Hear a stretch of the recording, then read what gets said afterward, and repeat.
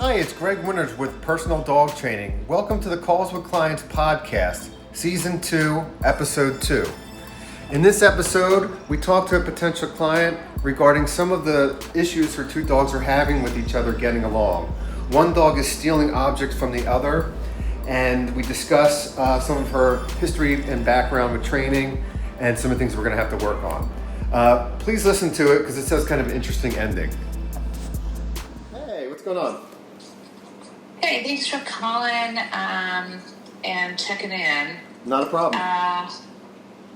So I'm calling really to just learn a little bit more about you and what you do, how long you've been doing this.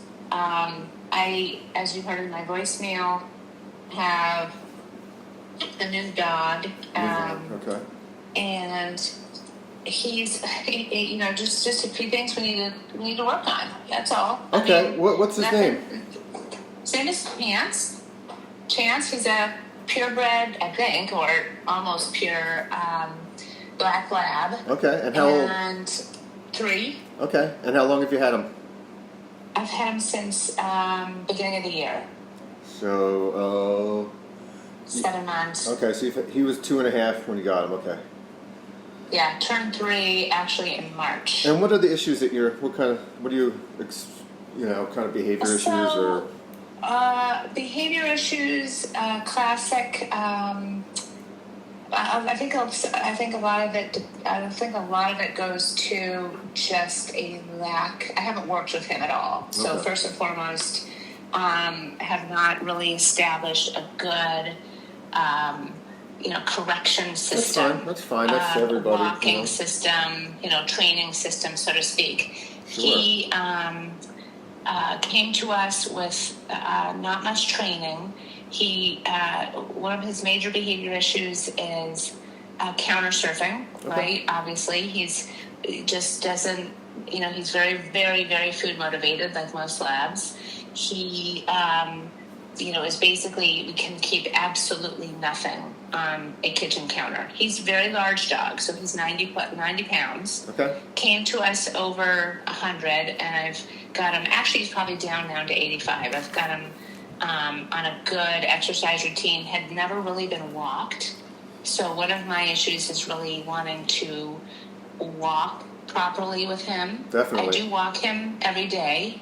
But I use like a gentle leader, and I'd really like to move more to a regular, either a martingale or a pinch collar or something like that. I walk another dog at the same time. I have an 11-year-old bulldog mix. She's about 55 pounds. She's a senior, has had a couple dogs with her over the years. I lost 2 seniors last year. And I'm sorry to hear that. Thank you. I've been through training, multiple trainers over the years, over the decades of being a dog owner. Sure. I've had great success with trainers, and so I really believe in it. Good. Of having, a good guide, somebody who's a third party and can correct me, because I know we need correction. It's my husband and I in the house now. We have adult children who come and go. I have a kid home for the summer for 1 more month, but it's really my husband and I. So he and I need to get on to a good training regimen with this dog. There's some behavior issues with the senior.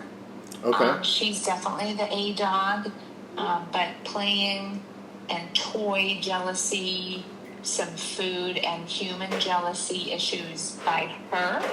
Well, jealousy is competition, and the competition is really, really toxic. So that's something. Exactly. Yeah. So any kind of competition, dogs don't. It translates jealousy in the dog world directly that we're competing, and we want to be aware of. And that's something I teach in my system. Again, we go right to. And we're not going to do sit, stay, coming down. We're going right to what's causing the behavior problems, whatever they are. So what's your second dog's name? Blue. Blue. And how old's Blue? Blue is 11. And what kind of breed? Bulldog mix. Okay. So she's probably got, they call her an old English bulldog breed, but okay. I believe that's a mix of English or American. There's American custom Bulldog. home. Yeah, there's an American Bulldog that looks much more like a pit bull than, say, the English Bulldog that looks like whatever the hell it looks She's like. not American. She's not a full American. Yeah. So she's got some American, probably some boxer, probably. Okay. How much does she weigh? She weighs 55. Okay.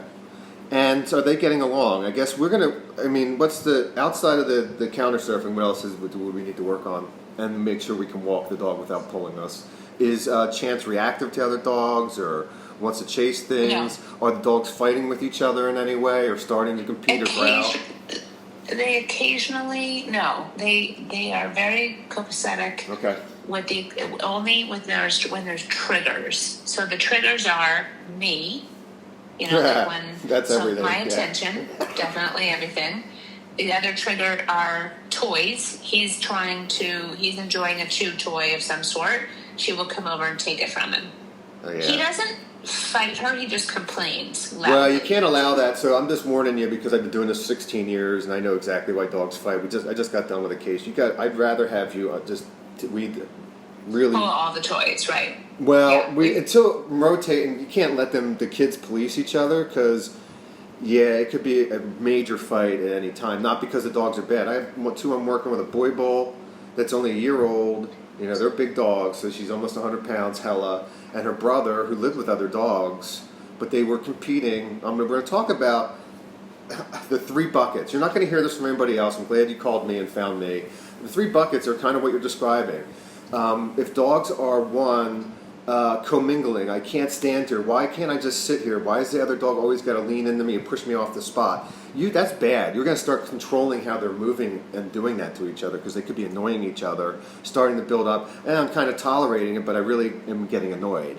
Second is this bottlenecking, which is the competition of both running towards the door. They both have to. You're letting the dog take something from the other dog. Note that dog with a leash and collar on the way in until you can stop them verbally. Never even get close to the dog.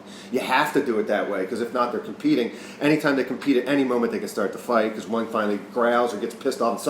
It happens because innocently in lots of cases. The third is level. This one's very confusing because. Level of physical play. Should they be playing together? What level? Is it mutual? Most of the time, it's one or the other dogs is over touching, and it's not as. I tell them it's too physical in general, and one of them's over touching, and it's not mutual as people think. So we got to calm it down. Make sure the dogs are doing all 3 of those buckets before. It doesn't matter them being together because if they're together the wrong ways, they'll start having flare-ups. And if they're growling at each other and nothing's happened yet, or they're competing and nothing's happened yet, we just want to make sure we don't have an incident because the case becomes 3 times harder, right? Which is fine. We just had the 2 that got in a fight. It was over space and around the owner, just whatever. And the male husband got in there and he got hurt. The dogs were innocent, but it was competing, and the one dog was unstoppable at first, she really was kind of hard to deal with because she had learned some bad stuff because the other dog likes to hump, get in there and hump and do certain things. So we'll just examine all that, So they haven't gotten in any fights. That's good. Well, I mean, I wouldn't call it. It is a fight. It's a scuffle, right? No, that counts. That counts. He's not fighting back, but I mean, he's loud and he's upset, and so that's a fight to me where she's dominating. Yeah, so it's recommended until you understand that, how we're going to manage those 3 buckets. It's kind of recommended you rotate them a little bit. I'm sure they're getting along fine, but just a double, triple check because. In order, and that's why I sent you a couple of my website and the learning site. So everything I teach is also on a learning video site where the things that when I get done, I'll say your homework is to work on these commands, the behavior commands. And one of them it's number 3, is to ask for a personal boundary, no jumping command. It's not a stay. It's not anything you've seen in dog training out there already. It's actually a back correction and a bump with the leash, and you ask for boundaries on yourself so that you can create boundaries with each other. And the dogs, that's one of the major reasons they're going to fight, if you don't create boundaries on yourself and then objects and things. And then, again, before that, the first thing I do teach is, you're going to physically correct them to stop them so they get a higher percentage verbal correction. And then we teach them a thing called the wait and relax. So before they get anything, they're going to relax. And then they're also going to give a boundary on it. So those 3 things are the first 3 commands I teach every dog. and then we'll learn to place commands. And after that, we can teach the walking, right? But if your dog has no boundaries with you, you can't relax your dog or correct them in general. They're not going to listen to you out on the walk, and they're going to fight. They're going to potentially continue to compete. Yeah, a flare up is as bad as a fight. Sometimes the dog gets just jumped or growled at, and it gets in a fight, or it gets growled at the next time, and it decides that they're going to growl at me. Oh, I'm scared. I bite. The other dog panics and bites back. A lot of these fights are just they panic on each other. Okay. Right. So, and I'm sure they're innocent, but we'll get in there with them. Look, let me take a look at the websites and things like that, Greg, because I'm, collecting information at this point. On methods and pricing and things like that. Are you happy to help? Just let me know if I can help you. I really appreciate that. All right, that sounds good. Let me do a little due diligence on my side, and then I'll circle back with you. Sounds good. Thank you, Greg. All right, take care. So kind of an interesting call. She definitely needs help. It looks like her older dog is taking things from the other dog and growling and kind of dominating, and the other dog's kind of laid back and so far taking it. But there's potential there for some real danger based on just the history I see. And then, just kind of interesting that she supposedly has all these other trainers and she could use and has to do her due diligence or whatever. Those people are typically kind of getting in their own way. I do not expect to hear from her, but if I do hear from her, I'm happy to help. Again, welcome. Thanks for listening to the Calls with Clients podcast. This is season 2, episode 2. My dog's having issues and I need to do my due diligence.